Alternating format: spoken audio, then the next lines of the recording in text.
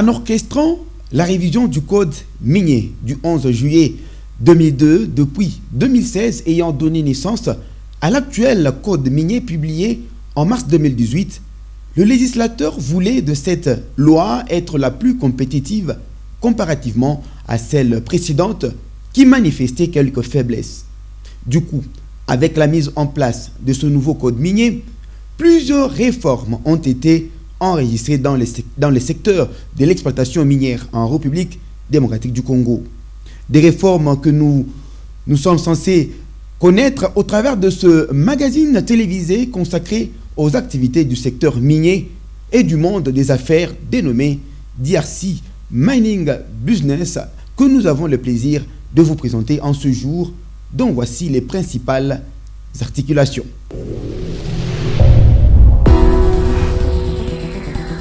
Ayant pris part au forum d'affaires RDC Émirats Arabes Unis, Madame le ministre de Mines de la République démocratique du Congo, Antoinette Samba Kalambay, a dévoilé les différentes opportunités qu'offre le secteur minier dans son pays. Une manière pour cette nation de Félix Antoine Tshisekedi d'attirer un peu plus davantage des investisseurs. Clôture des activités du mois de mars consacrée à la valorisation de droits de la femme à l'entreprise d'exploitation minière Kamoto Copper Company KCC en sigle. Le département de genre de cette firme a tenu à présenter aux femmes et filles de la province du Lualaba les différents services et tâches que sont à mesure d'assurer ces femmes travailleuses dans cette société. Nous allons clôturer ce magazine sans pour autant ne pas vous présenter ce programme qui vous donne, n'est-ce pas, le prix des cours de métaux tant à l'international que localement. C'est à suivre dans ce tableau.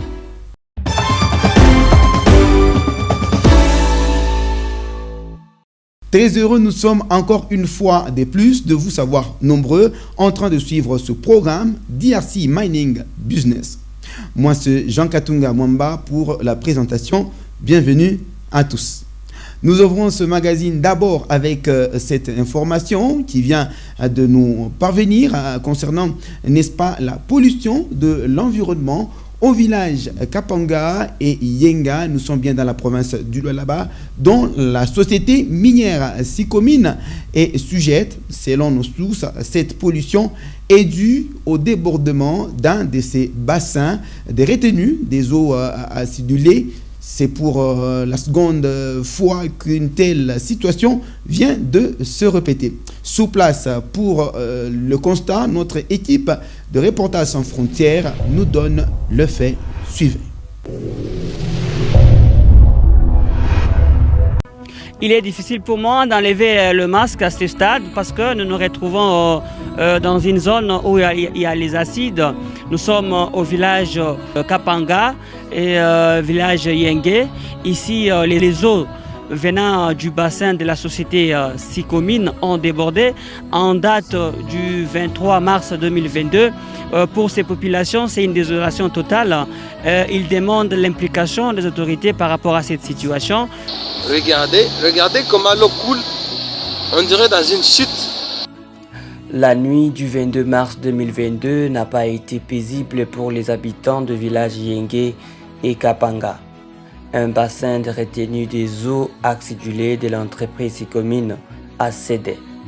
L'incident a laissé de traces dans l'environnement dont se souviendront encore plus longtemps les habitants de Yengue et Kapanga. À l'Obinde, depuis Saline Suisse, ça fait 3 jours et 4 jours. On a vu qu'on a vu qu'un team, on a vu un maire au sol. On a vu un lobby, on a vu un lobby, on a vu un lobby, on a vu un lobby, on a vu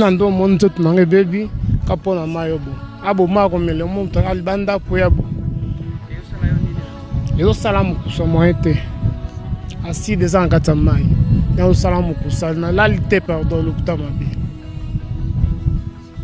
Sur leur passage, les eaux ont dévasté de champs et étangs piscicoles.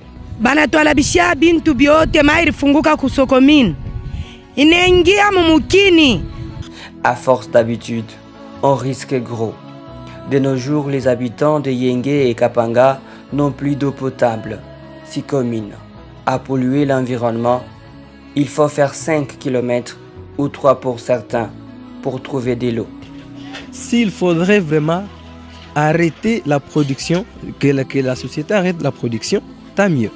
Mais s'ils trouvent qu'il y a possibilité de produire, mais tout en évitant la pollution de l'environnement, c'est encore mieux.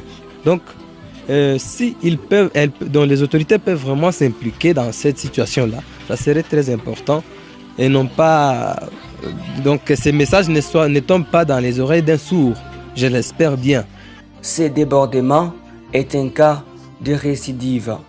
En 2016, un bassin de retenue des eaux acidulées de Sicomine avait cédé. Rien n'avait été fait pour indemniser les victimes.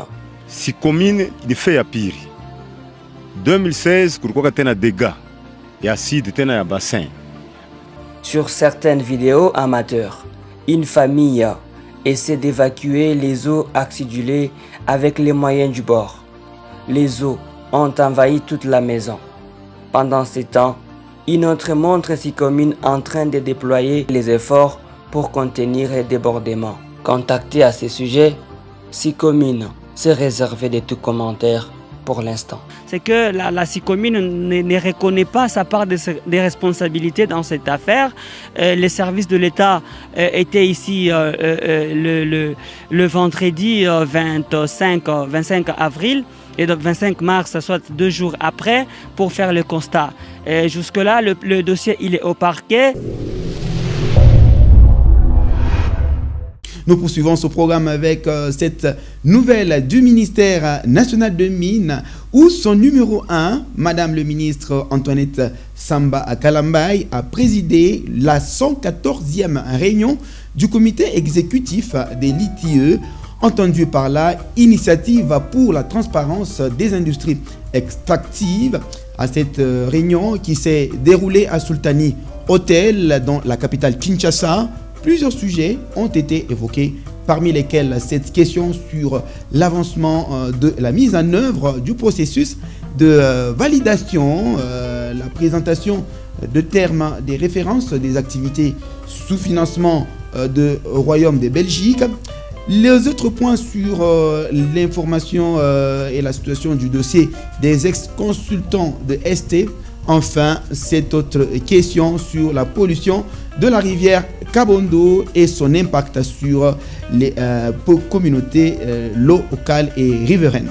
La réunion s'est aussi penchée sur la présentation des différents documents témoignant une part du protocole d'accord avec le secrétariat international des l'ITIE, des dépenses sociales et environnementales des entreprises extractives, sans oublier la sensibilisation et le renforcement des capacités des filières 3T et DR de l'or, ainsi que les formations au profit de règles financières de l'État et des organes étatiques d'audit et de contrôle des finances publiques, de lutte contre la corruption et le blanchiment de capitaux.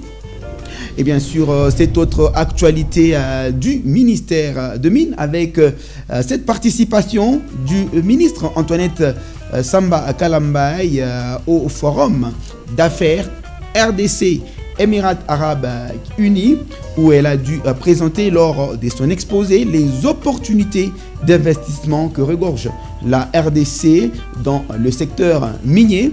Pour Madame Antoinette Samba Kalambaye, la République démocratique du Congo est disposée à accueillir des investisseurs ayant des capacités techniques et financières avérées en vue de conclure des partenariats mutuellement profitables dans les domaines ci-après. Il faut savoir que les domaines sont disponibles, la recherche minière systématique dans les blocs à indices minéraux en appuyant sur les secteurs géologiques national du Congo, SGNC, la certification de réserve des entreprises minières publiques disposant des gisements avec possibilité de conclusion de partenariats d'exploitation et troisièmement, l'implantation des industries métallurgiques pour les traitements et la transformation de minéraux en produits affinés ou raffinés.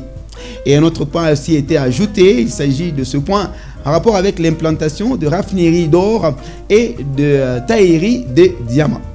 Avec cette brillante présentation de Madame le ministre de Mines Antoinette Samba Kalambay, la RDC attend de recevoir ses premiers investisseurs intéressés qui ont pris part active donc à ces assises internationales. Tout à fait autre chose, madame, messieurs, dans ce magazine DRC Mining Business. Avec cette guerre en Ukraine, on parle de moins en moins de la pandémie à coronavirus, la Covid-19, qui, vous le savez, aurait aussi impacté le monde des exploitants miniers en République démocratique du Congo au matin de sa première et deuxième vague, avec un ralentissement de leurs activités de production pour aider le pays à réduire sensiblement le risque des contagions. Cette pandémie ou faire face à cette situation, certaines entreprises avaient bien donné un coup de pouce au gouvernement, tant national que provincial. À l'exemple de cette firme des Glencore RDC, nous parlons de la firme Kamoto Copper Company et Mutanda Mining, évoluant toutes deux dans la province du Lualaba, qui avaient mis ensemble leurs énergies pour aider la province du Lualaba à lutter efficacement contre la pandémie de Covid-19. Des actions de grande envergure que nous proposons de suivre dans ce reportage réalisé par vous, l'équipe de DRC Mining Business.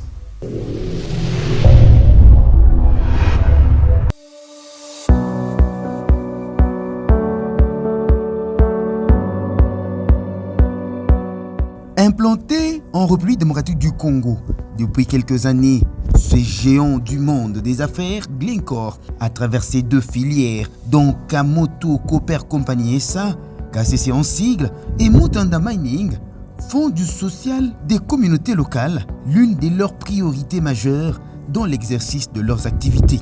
Plusieurs actions ont déjà été enregistrées durant leur parcours, parmi lesquelles celles liées à la participation libre durant la période forte de la Covid-19 ou des grandes mesures conservatrices et protectrices édictées par le président de la République démocratique du Congo, Félix Antoine Tshisekedi, et renchéries en province par le gouverneur Richard Mouyej-Manguez-Mons ont été suivies.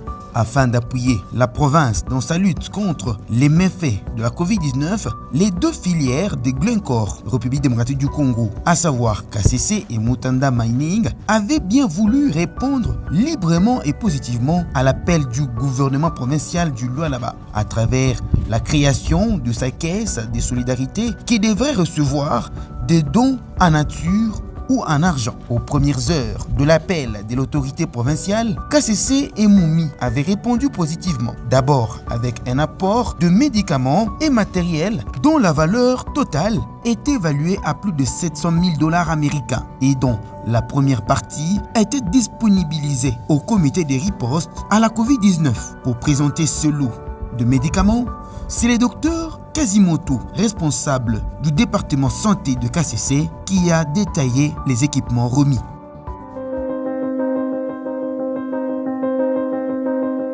Et au président du conseil d'administration de KCC, Gustave Zeng, de circonscrire l'événement. Et la valeur de ces équipements, parce que tout le monde parle de chiffres, il est de 290 000 $. Ça veut dire que nous avons encore une réserve par rapport à ces 750 000 $ pour pouvoir fournir d'autres équipements.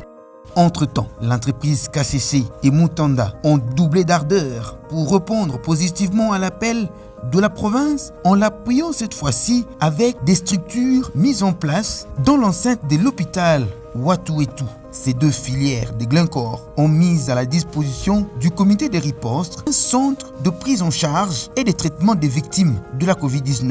Des structures importantes ont été érigées et mieux équipées. Remercier les responsables de KCC et de Moumi qui, par leurs exploits, permettent à Glencore de prendre de la hauteur dans cette étape de la prévention des luttes contre la pandémie.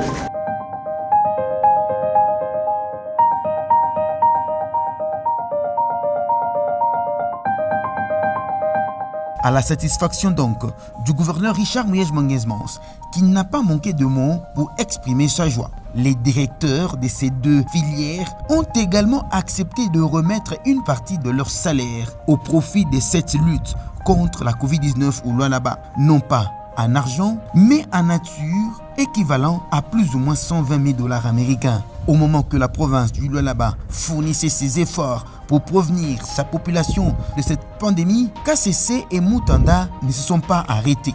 Un autre lot de médicaments et équipements médicaux est venu s'ajouter à celui remis dernièrement à la province du Lualaba. Le gouverneur Richard Mouyej-Mangès-Mons reconnaît la pertinence de cette participation sociale qui n'est pas moindre selon lui, ce qui démontre de la relation excellente entre ces géants Glencore et la province du Lualaba qui y a toujours ouvert ses portes pour mieux les accompagner dans leur mission. Il y a de quoi réellement d'affirmer que Glencore RDC est un véritable géant dans le monde des affaires en général et en République démocratique du Congo en particulier.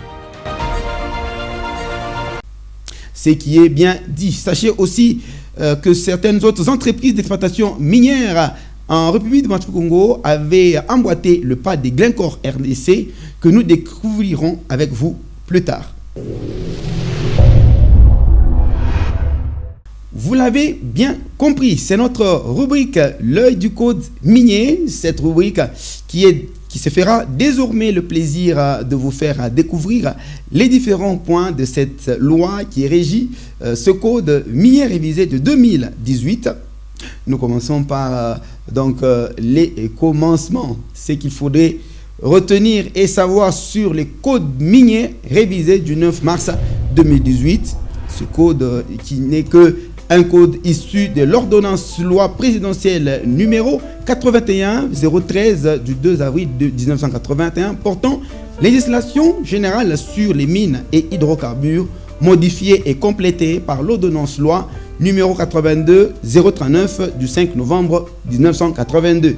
A été à la suite abrogée et remplacée par la loi numéro 007-2002 du 11 juillet portant code minier.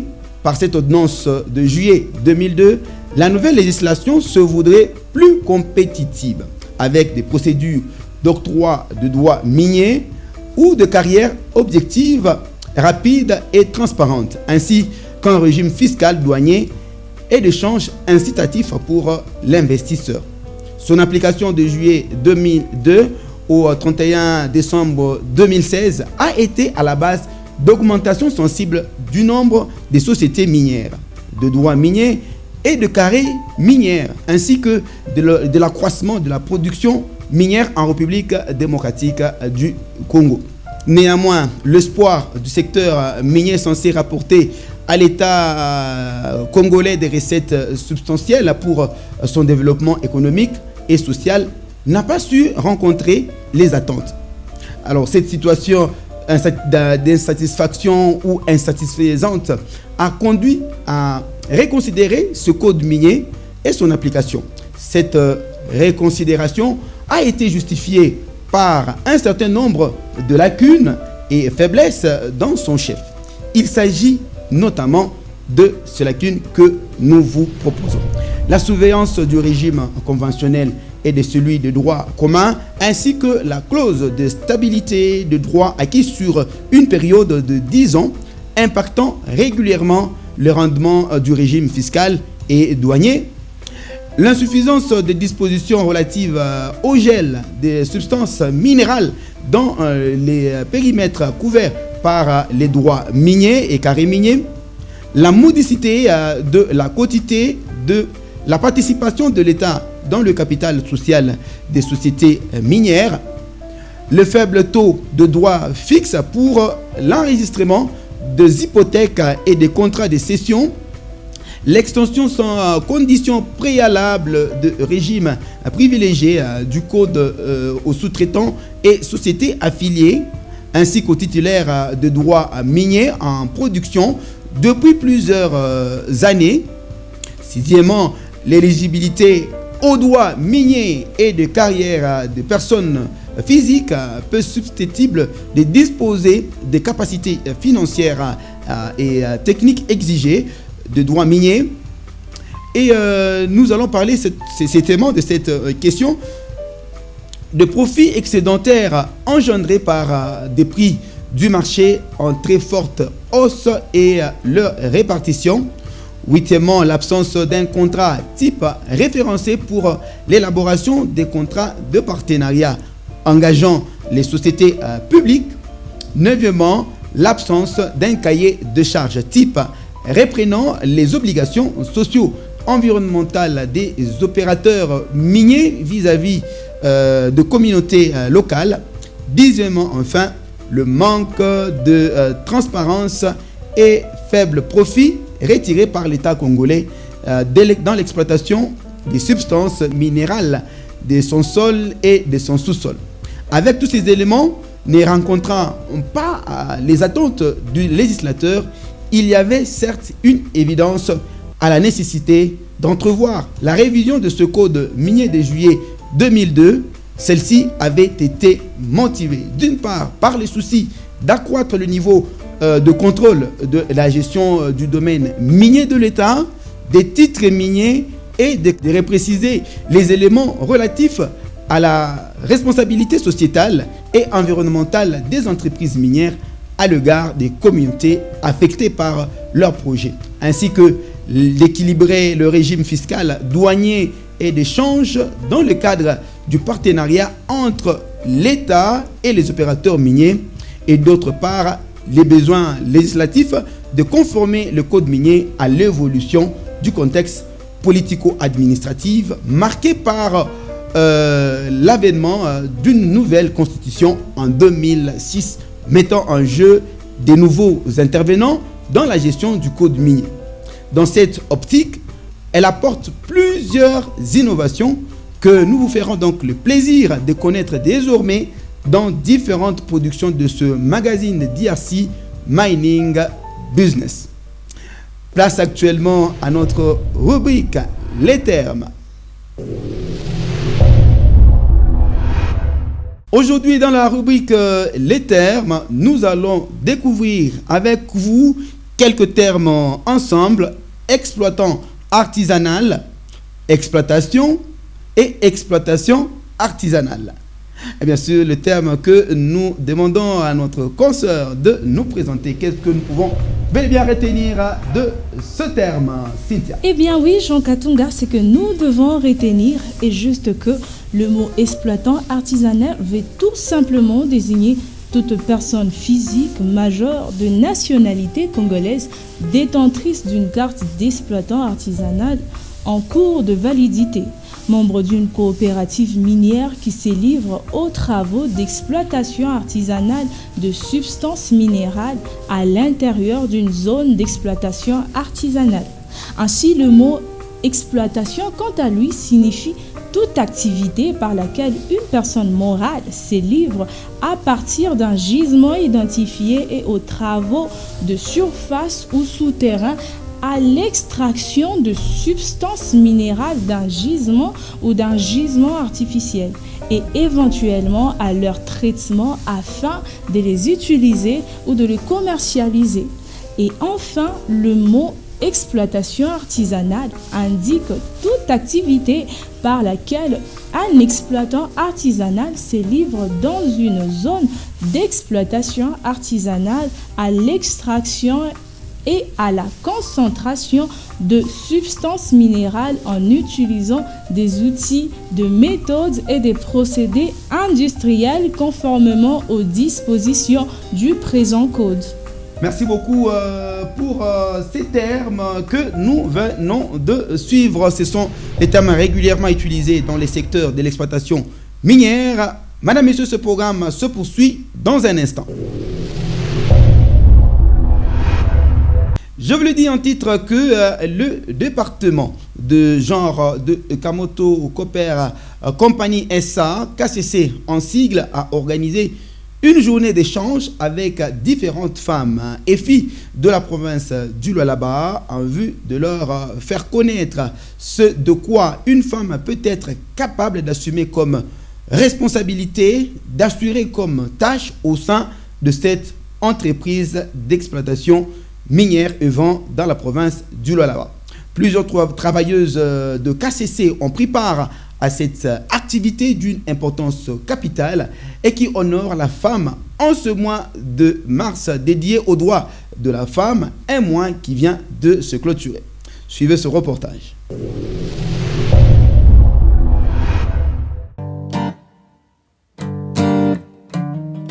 Une centaine de filles et femmes venues des différents coins des Kolwezi, chef-lieu de la province du Lualaba, ont pris part active à une activité riche en couleurs organisée par les ingénieurs femmes de différents départements de l'entreprise KCC dans le cadre des activités liées au mois de la femme.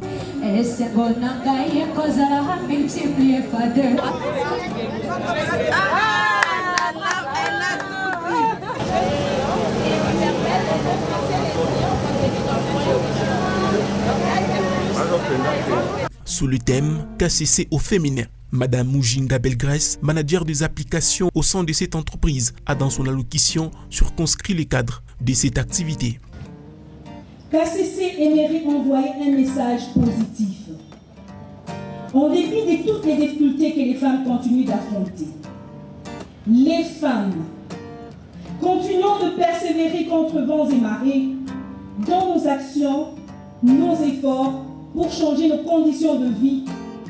Certes, une bataille qui a commencé il y a grand nombre d'années, qui a même causé la mort de certains d'entre nous pour revendiquer nos droits. Continuons donc de susciter l'espoir. Ensuite, s'en est suivi le témoignage des parcours élogieux des ingénieurs mineurs, opératrices et informaticiennes évoluant au sein de cette entreprise. Madame Marianne Mazanga, présidente du comité des femmes KCC, a pour sa part relevé l'importance de cette journée. Cette journée est très importante parce que nous visons à inspirer les jeunes filles. Nous visons à inspirer la communauté du Lualaba. Nous voudrions que les jeunes filles trouvent en nous un modèle. À travers nos diverses expériences qu'on a échangées ici, qu'elles trouvent des coachs, qu'elles trouvent des mentors, qu'elles se retrouvent, que cela leur donne de nourrir encore leurs rêves. Si elles n'avaient pas encore de rêves, à partir de nous, elles vont rêver. Mais pas comme nous, mais qu'elles rêvent plus grand que nous. Dimercia Kaloua et Joyce Kainda, toutes deux élèves de la 5e métallurgie à l'Institut Mutoshi, ont aussi émis leurs impressions. Et moi, personnellement, j'ai été intriguée par les processus de mon option parce que je suis métallurgiste. Nous sommes venus ici, c'est pour voir les activités que peuvent faire les femmes parce qu'il y a d'autres qui se disent être femme, travailler, non, pour quelle raison? Mais on peut les faire. Être femme ne faut pas dire qu'il faut toujours rester à la maison, tout ça. Non, on peut aussi travailler. Comme nous l'avons vu ici, on nous a présenté des très grandes dames qui sont capables de conduire des engins.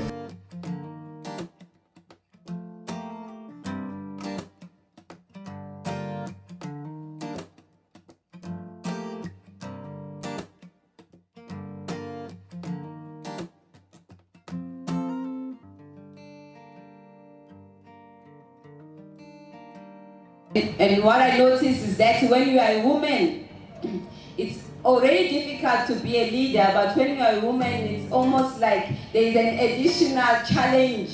Et puis en plus kwa mwanamke en plus inakalaka sasa vile ni challenge nyingine maisha kama unatumika kwa mwanamke c'est un autre challenge aussi. You have to work harder to prove yourself. Il faut unatumika encore beaucoup plus dur que les autres pour que uwaoneshe watu wako kandokando kwa que unaweza kufanya ile kazi. Because remember we are in Africa, there are also some cultural barriers. Parce que mnakumbuka tuko Afrika, tuko tuna barrière ya Afrique culturelle, parce mwanamke faut pas fanya hivi, mwanamke faut azali tu, mwanamke faut kunyumba tout ça. Donc ni ma challenge na ile ya Afrique mole mwenye tuko amo. Donc voilà. C'est par une visite guidée de stand où les participantes à cette activité ont pu découvrir Page noire dans ce magazine décédé depuis le 21 mars 2022 en Afrique du Sud.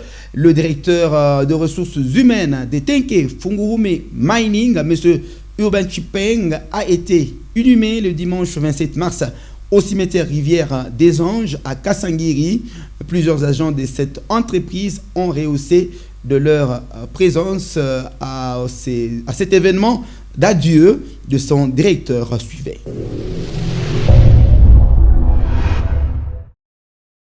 Les cérémonies d'adieu de feu Urbain Tshipeng Kayembe ont commencé aux heures d'après-midi du samedi 26 mars par la levée du corps de la morgue Afia, ex-Don Bosco. La dépouille de celui qui a occupé le poste de directeur des ressources humaines à Tenke Funguru Mining depuis 2008 a été ensuite conduite à l'espace Baalis Square pour une veillée mortuaire et le recueillement. Dimanche 27 mars, au même endroit, des centaines de personnes composées essentiellement du comité de gestion et du personnel des TFM, des autorités politico-administratives du Lualaba, à savoir Jules Kabouit, ministre provincial de la Santé, représentant Madame le gouverneur AI, et Christian Mukunto, bourgmestre de la commune de Fungurume, de la famille biologique et même des amis et connaissances, sont venus rendre les derniers hommages à Urbain Tshipeng, décédé le 21 mars dernier en Afrique du Sud, des suites d'un malaise. Lors de l'allocution funèbre, plus d'une personne a rendu un témoignage allant dans le bon sens pour louer celui qui fut un modèle pour plusieurs à travers sa personnalité. Urbain, c'était un homme social, très attentif aux problèmes des gens. Il a aidé beaucoup de gens. J'ai tout le mal du monde à accepter que cet homme qui était plein de rêves, ambitieux, débordant de vie, s'est éteint pour l'éternité. Le dépôt des gerbes de fleurs et le recueillement fut un moment chargé d'émotions, car personne n'a pu contenir ses larmes.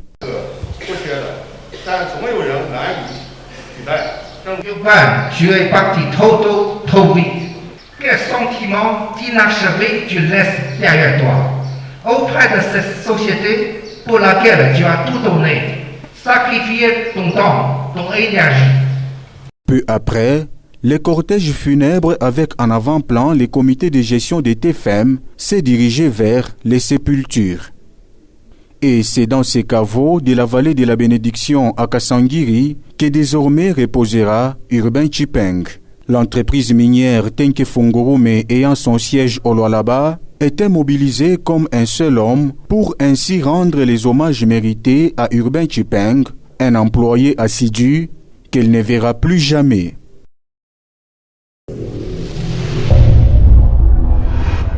Nos sincères condoléances à la famille de l'illustre disparu. Notez que M. Urbain Tshipeng a été, de son vivant, un agent actif dans le monde des entreprises d'exploitation minière. Madame, Messieurs, nous voici à notre dernière rubrique. Cette rubrique qui vous présente le tableau de cours de métaux en République démocratique du Congo. Voici.